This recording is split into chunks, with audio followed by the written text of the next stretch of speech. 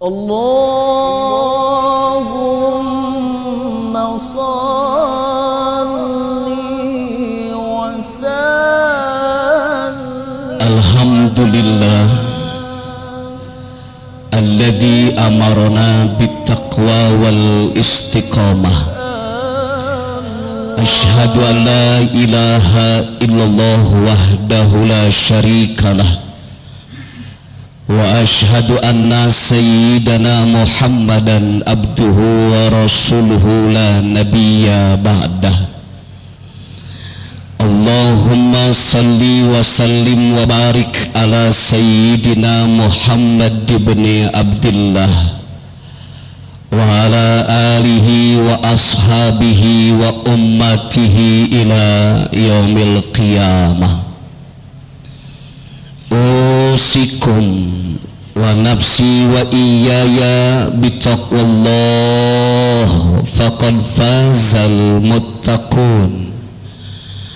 Faqad qala ta'ala fi ayatil karimah, a'udzu billahi as-sami'il 'alim minasy syaithanir rajim. Ya ayyuhalladzina amanu taqullaha haqqa tuqatih wa la tamutunna illa wa antum muslimun. Puji dan syukur hanyalah untuk Allah Rabbul Alamin. Salawat salam dicurah limpahkan selalu untuk panutan alam figur dunia akhirat Nabi Muhammad sallallahu alaihi wa alihi wasallam, kepada keluarganya, sahabatnya dan juga umatnya termasuk kita hingga akhir zaman. Dalam kesempatan ini penyempurnaan khutbah khatib berwasiat khusus untuk diri dan keluarga, umumnya jemaah sekalian. Marilah kita tingkatkan iman takwa kita kepada Allah Subhanahu wa ta'ala di mana saja kita berada, yakni dengan cara melakukan seluruh perintah-perintah Allah dan menjauhkan segala apa yang dilarang oleh Allah. Hanya berbekal inilah sebaik-baiknya bekal dalam kehidupan dunia, terlebih di alam akhiratnya.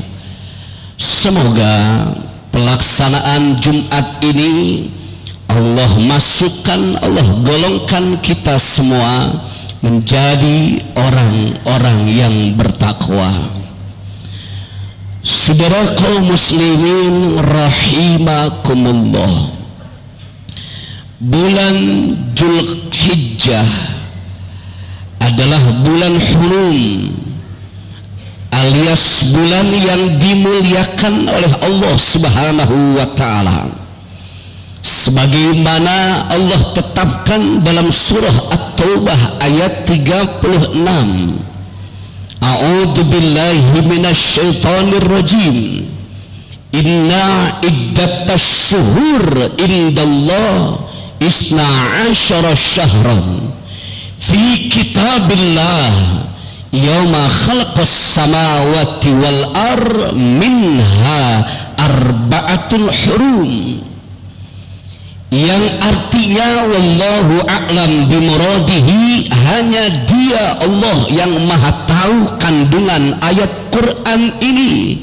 Allah berfirman, sesungguhnya jumlah bilangan bulan di sisi Allah itu ada 12 bulan. Dalam ketetapan Allah, ketika Allah ciptakan langit dan ketika Allah ciptakan alam bumi, dan di antara 12 bulan itu 4 bulan yang dimuliakan oleh Allah.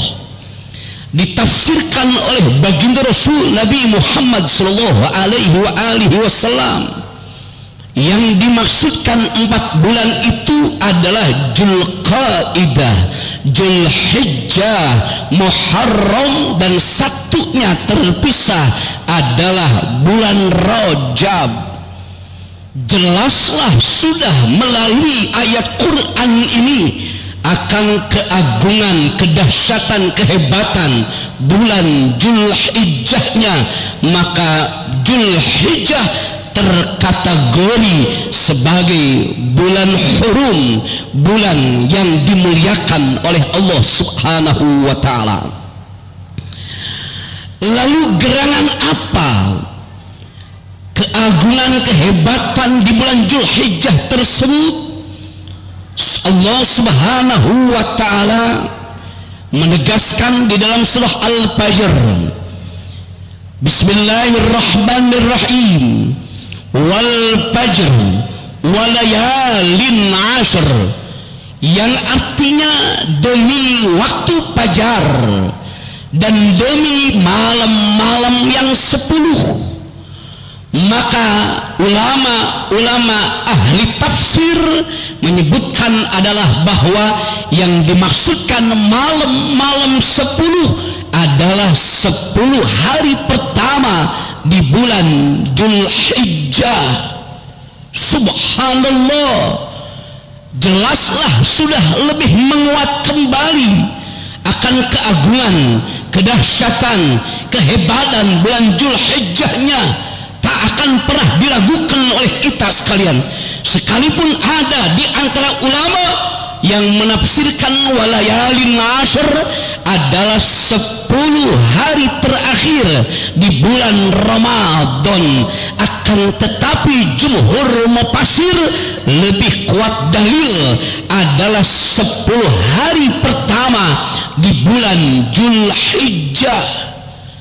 Seiring riwayat hadis Nabi Muhammad sallallahu alaihi wasallam yang telah diriwayatkan oleh Al-Imam Bukhari dan Muslim, baginda Rasul Nabi Muhammad sallallahu alaihi wasallam bersabda, "Ma min ayyamin al-amal salih fihinna khaira wa ahabba ila Allah min hadhil ayyam." Tidak ada hari-hari yang beramal di dalam hari-hari tersebut yang paling baik, bahkan dicintai oleh Allah, melainkan di hari-hari ini. Yang dimaksudkan oleh baginda Rasul hari-hari ini adalah 10 hari pertama di bulan Dzulhijjah. Ada di antara sahabat Nabi yang bertanya, "Ya Rasulullah, wala jihada fi sabilillah," sekalipun dibandingkan dengan hari berjuang di jalan Allah. Faqala, maka Nabi menjawab dengan kalimat wala jihada, sekalipun dengan hari berjuang di jalannya Allah, illa, kecuali rajulin kharaja binafsihi wa malihi falam yarji bidzalika min syai', kecuali seseorang yang keluar dari rumahnya dengan jiwa raganya, dengan harta bendanya, lalu dia tidak kembali ke rumahnya membawa hal yang tadi disebutkan, itulah dia orang-orang yang mati syahid perang di jalan Allah. Subhanallah. Ternyata melalui riwayat hadis Nabi ini jelaslah pula kembali keagungan bulan Dzulhijjah. Terlebih 10 hari pertama di bulan Dzulhijjah, bahkan baginda Rasul menyebutkan adalah bahwa tidak ada amalan yang paling dicintai oleh Allah kecuali di hari-hari tersebut. Bahkan di antara sahabat ada yang bertanya, "Ya Rasul, sekalipun itu hari berjuang di jalan Allah," lagi-lagi baginda Rasul katakan, "Ya benar, sekalipun hari-hari berjuang di jalan Allah tetap lebih istimewa, lebih mulia, lebih afdal dibandingkan 10 hari pertama bulan Dzulhijjahnya." Subhanallah.